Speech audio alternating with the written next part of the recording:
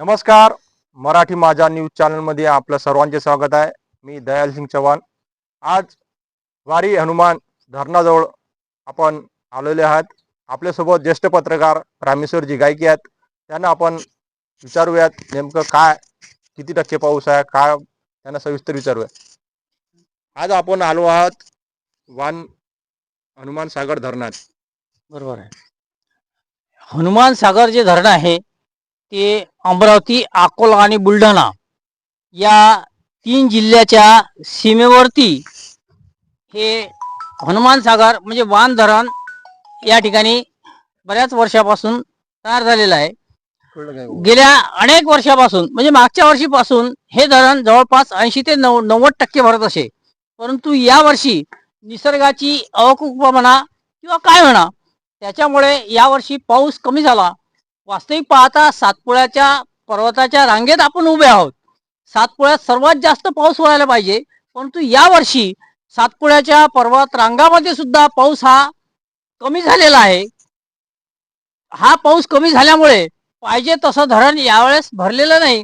तरी आज सध्या म्हणजे परवाच्या तारखेपर्यंत 41% पाण्याचा साठा या धरणात उपलब्ध आहे. त्यामुळे कदाचित वान प्रकल्पाच्या अधिकाऱ्यांच्या म्हणण्यानुसार जवळपास 6 महिने तरी आपल्याला हा पाणी पुरवठा उपलब्ध होऊ शकतो.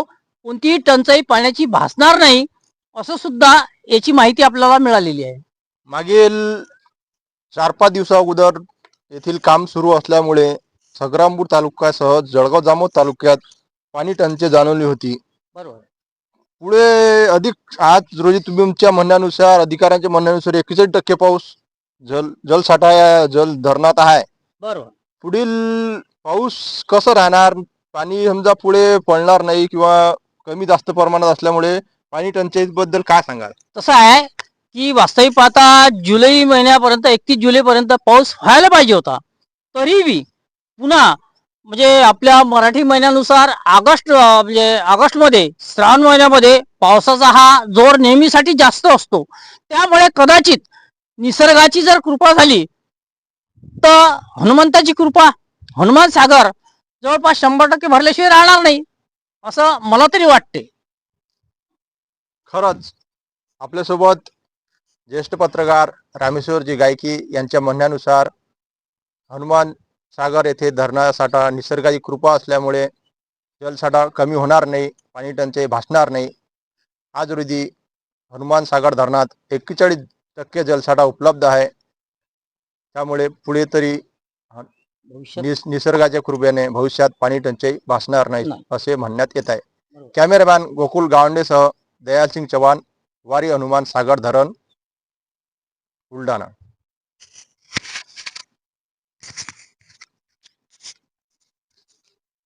कट करा ते.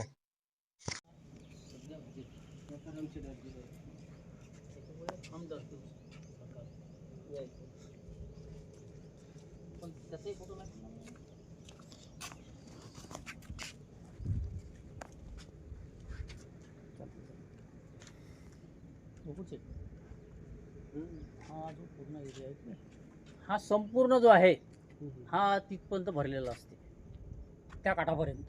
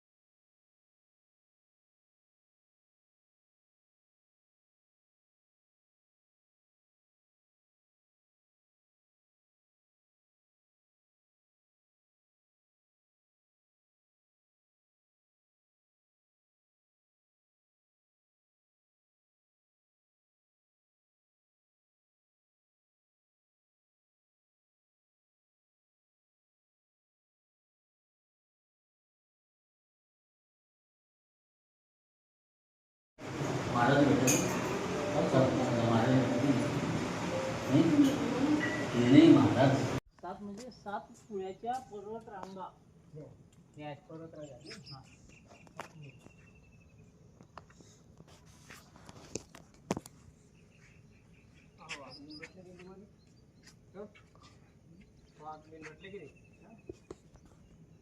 नमस्कार मंडळी, नमस्कार. मी हाव दयालसिंग चव्हाण. माझ्यासोबत आहेत ज्येष्ठ पत्रकार रामेश्वर गायकी, सामाजिक कार्यकर्ते गोकुलजी गावंडे. आज आम्ही आलो आहोत वारी हनुमान सागर धरणात. आपण पाहू शकता की येथे जलसाठा मोठ्या प्रमाणात आहे.